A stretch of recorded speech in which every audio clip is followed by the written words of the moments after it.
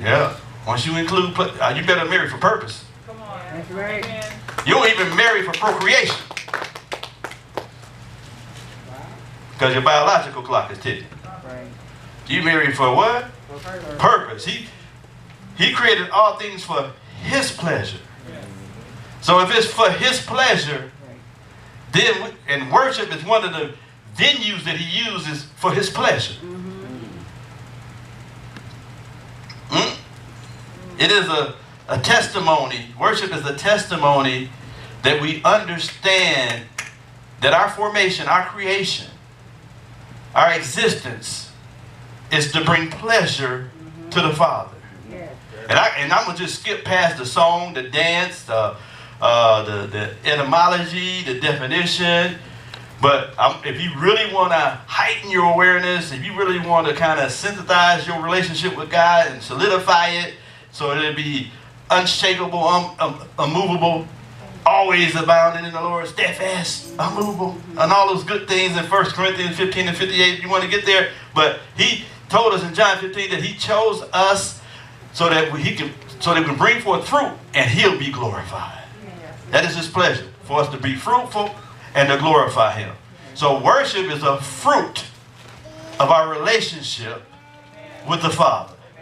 So when you go through places in the Old Testament, you'll see, I'm going to take you, so I hope my monitor person is ready to flow, because I'm going to flow real quick. You ready? Okay, so I'm going to just show you before I go into the definition of etymology and Stephen Moffett's translation that you won't get from nobody else. I do have a couple of citations, because I like to put citations where it's supposed to, so I don't plagiarize. Amen. This comes from me, so that we can be able to sound and receive correctly, right?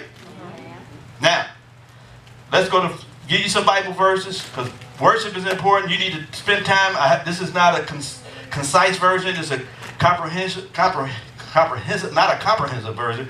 It is a snippet, small, just a tad bit, just to kind of whet your palate, to let you know that this is a part of the whole counsel of God's Word. It's just not a New Testament phase that we go through, but it is a compilation of both old and new.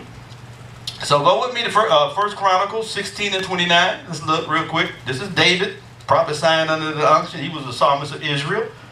David was a prophet. Okay. David was a king.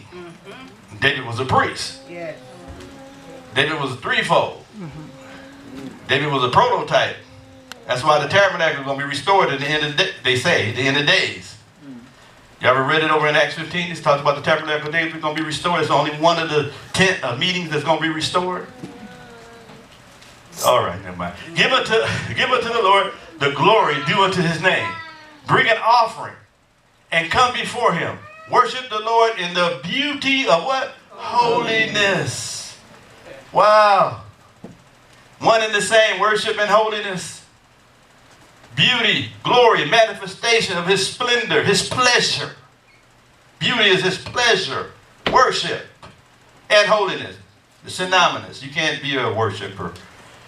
You can be a worshiper, but not a true worshiper without this connotation. You need to be holy. We'll talk about that though. I'm going to help you get holy in worship. That's my goal, to help us get holy in worship.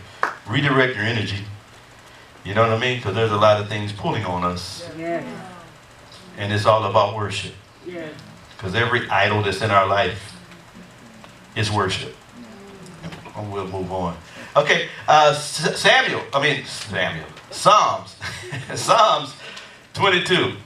Real quick. 27 and 29. Same chapter. 22, chapter 22, verse 27 and 29. Rock and rolling. All the ends of the world should remember and turn unto the Lord. All the kindreds of the nations should do what? Worship before thee. So worship is not just reserved for church. Worship is not just reserved. Now this just blows the lid off faulty eschatology, because most people are waiting on the temple to be restored in Israel. And then every Gentile is going to be subservient to the Jews. Anybody ever heard that before? Come on, show us. guess not.